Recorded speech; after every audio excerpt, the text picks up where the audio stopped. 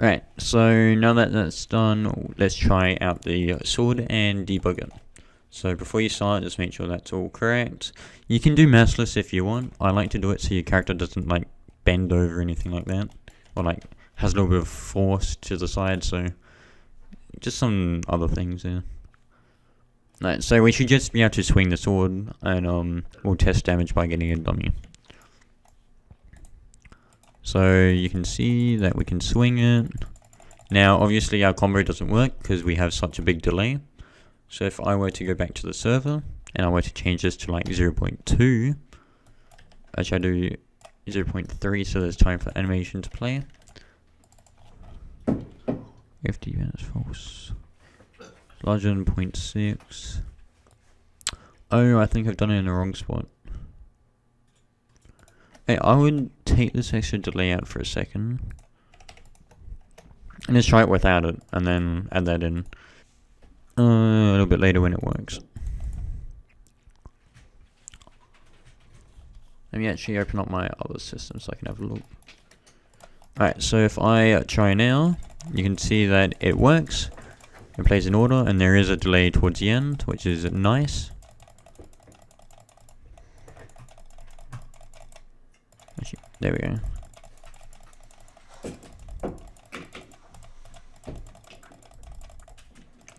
And oh, we need to test damage. Make sure we do that.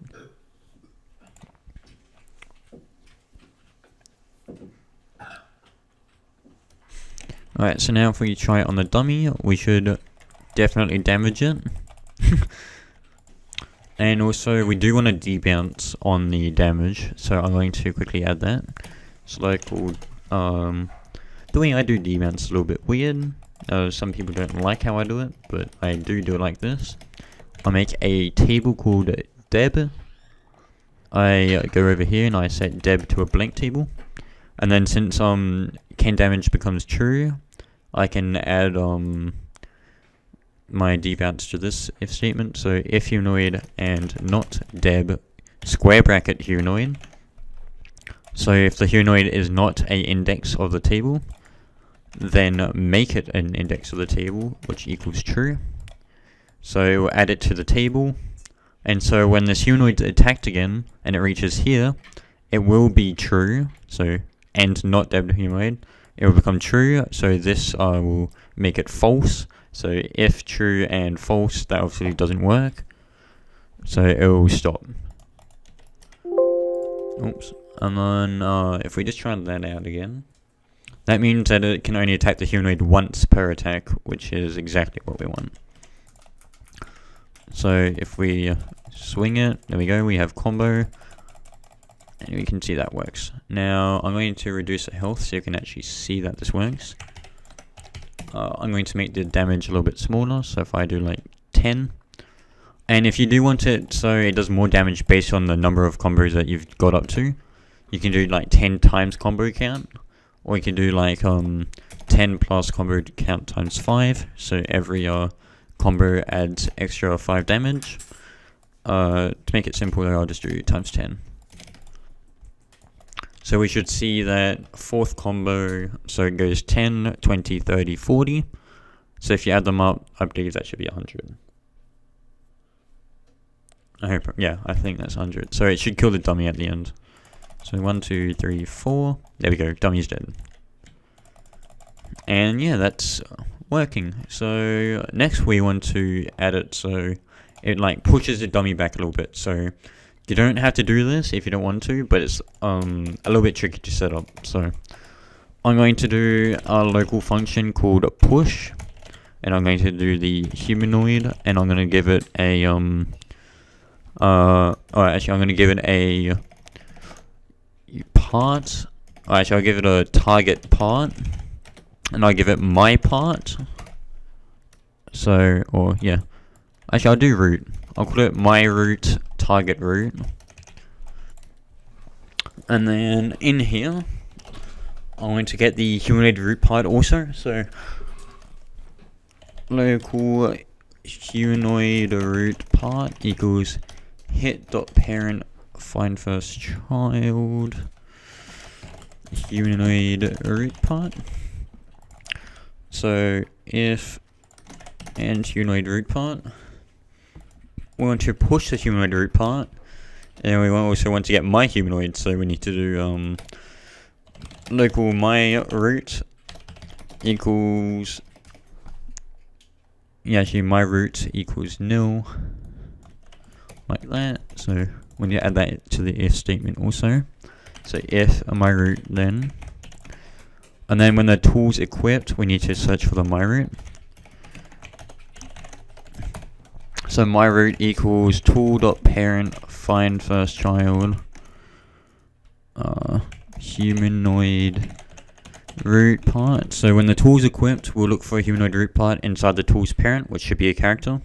And if we find one, then it will allow pushing of enemies. So since we have that up here now, we actually don't need to send it through as an argument. We just need to push our different humanoid root part. So we're going to do if target root, because we don't want it to error.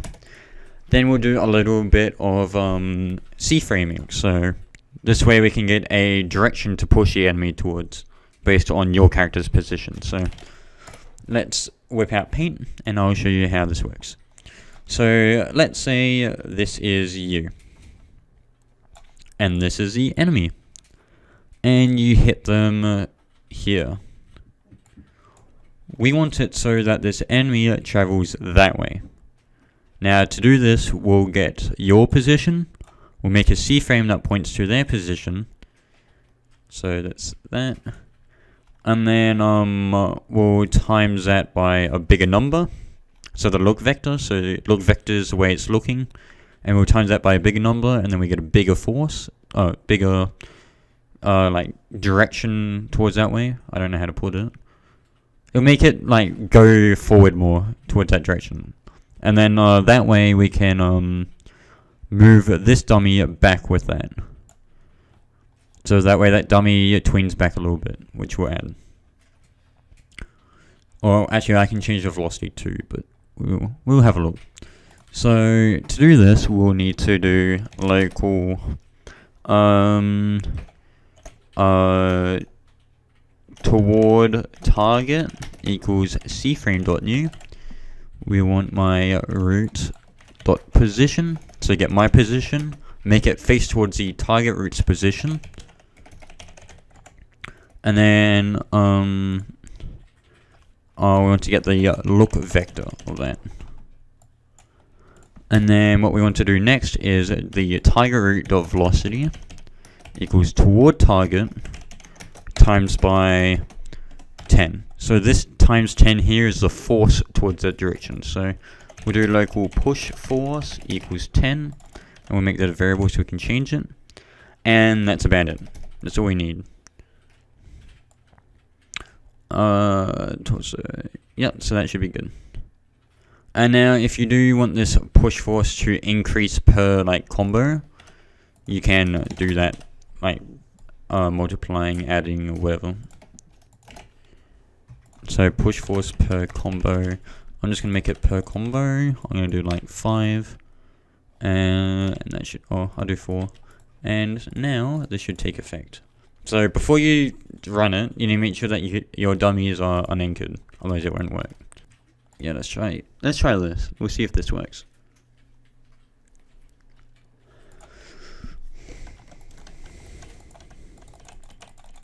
Okay, yeah, that's a lot better. Yeah. Right, so now that we've done this one, what was this sword, sorry. So this is a sword single handle. We'll need to do this with a multi-handle sword. Now, this is going to be really easy. Let's just copy the scripts over.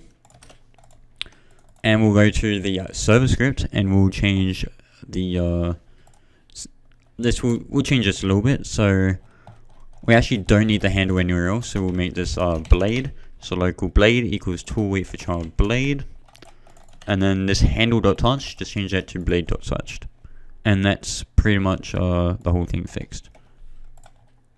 Now I'm not going to add this extra delay code anymore. You can get rid of that if you try keeping it. I might check the comments anyways, but yeah.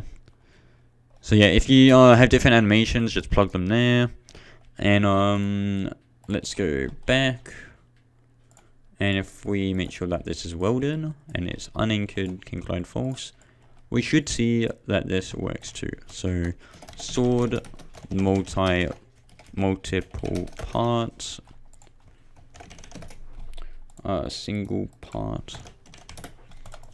Let's actually add a few more dummies so we can actually test this larger sword. And you'll see that actually multiple hitting does work. So if you do want multiple hitting disabled, just the local debounce that we made for the activation of the tool, do another one of them, except for the handle dot touched, and then reset it where that deb equals table. Alright, so this handle you can fix using tool grip editor by Clone Trooper. I recommend that plugin anyways. If you can see, our movements are really weird.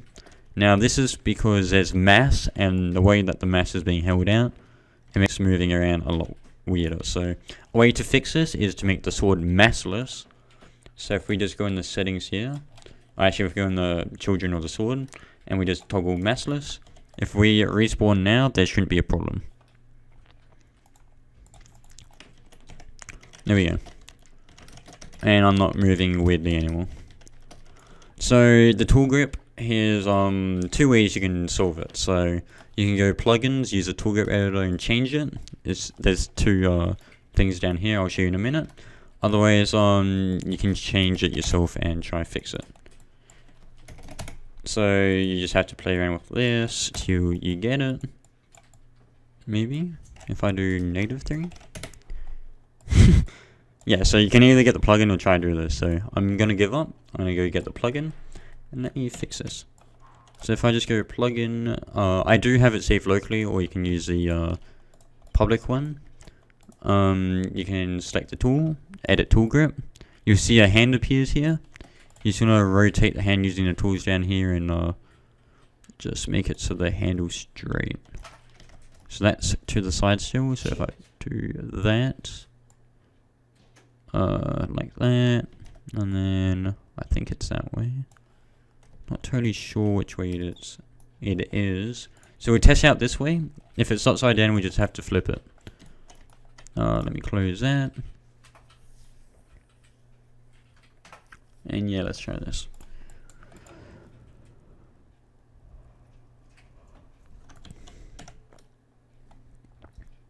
Alright, so that's upside down, so we just have to flip it. So we'll take this back into workspace. We'll grab that. Actually, I'm pretty sure this plugin's not free. There might be a light version, but I don't think there is. But I do highly recommend it anyways, if you're gonna buy it.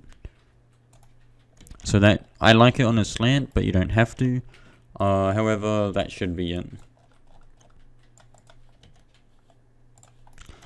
Keep trying to save it. Now, if we play here, our sword should be fixed, and we'll test out the sword and see the animations and all of that.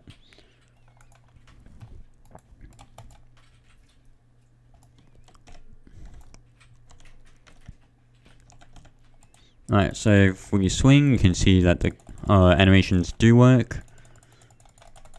Like that. And if we just swing once, you can see that we hit multiple of them. And yeah, the it does work. It's a little bit glitchy because of how it, like, you click and the animations don't play. There is ways to fix it, like making the debounce a little bit bigger so animations do play, which is a good solution, but yeah. Also,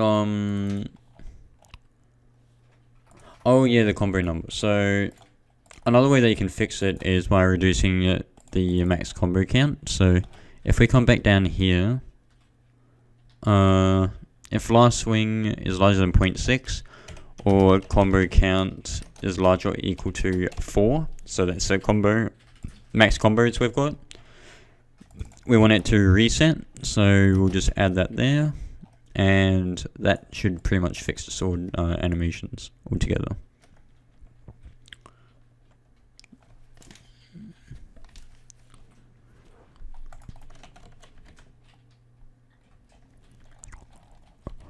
So now if we try that, we should see that it works. Yep, and it resets the animation every time. So let's say that we want extra delay now. So what we can do is local extra delay equals 0. We only want to do this if combo count is larger or equal to 4. Now this isn't the best way of doing it, but I'm going to do it like this anyways. We'll do that, extra delay equals 0.5, and then we'll just plus that. And that's all you have to do. So I'm just going to copy this tool.activated, put it in the other script. And there we go. Now I did say before that I was going to have the animations flip randomly. So the way that you can do this is using math.random. So mRandom equals math.random. You don't have to do this, by the way. And then what we're going to do is local anim equals load anim number and anim. So if number of loaded animations is larger than 0, if anim then else. So if anim then play it, so that's loaded animation number. Otherwise pick a random animation and play it. So loaded animations mRandom one number of loaded animations play.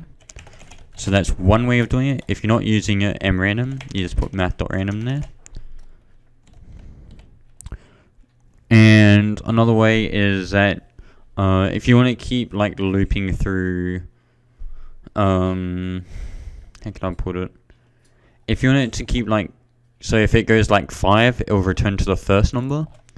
Just divide it by the total count there is of this. So, like let's say if it's combo 12, if you divide that by 4, that would be the third combo. Or that would be the third attack. And then like if it's like 28 and you divide that by 4, I can't do math. Actually not. It's like, what, 32? That's the 8th one. So divide that by 4, that's 8. So if you divide that by 4, that should be 2. So you might have to make like a function or something for that, but yeah. That's another way you can do it, but this way it's considerably easier.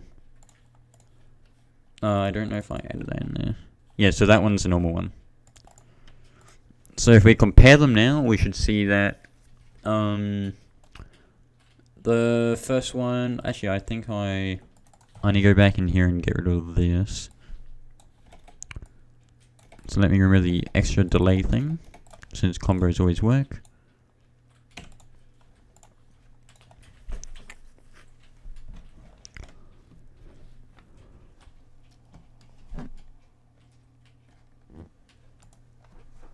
So if I swing this one, you'll see that it has a full combo, and there's no delay. Actually no, there is a delay, sorry, there is one, where I suddenly stop. However, for this one, there is no delay, and it just keeps playing random animations after the fourth swing. So now if we test this out,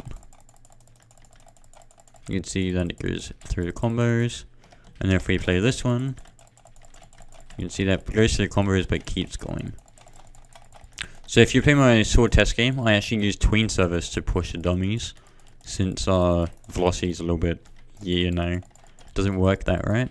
So that's another way they can do it. Otherwise, if you want to like show damage, you can fire all clients and have the clients manage that, or you can do it on the server. If you want like the sword trail behind it, you can have a trail inside the sword, then you toggle that trail whenever you swing. That's one way of doing it. Yeah, there's a lot of things you can add to the sword. Even like abilities, like pressing Q, it smashes down. You need an animation for that. You have the look vector of the humanoid root part for like which way the attack's going. Yeah, there's a lot you can do. But yeah, hopefully this did help you out.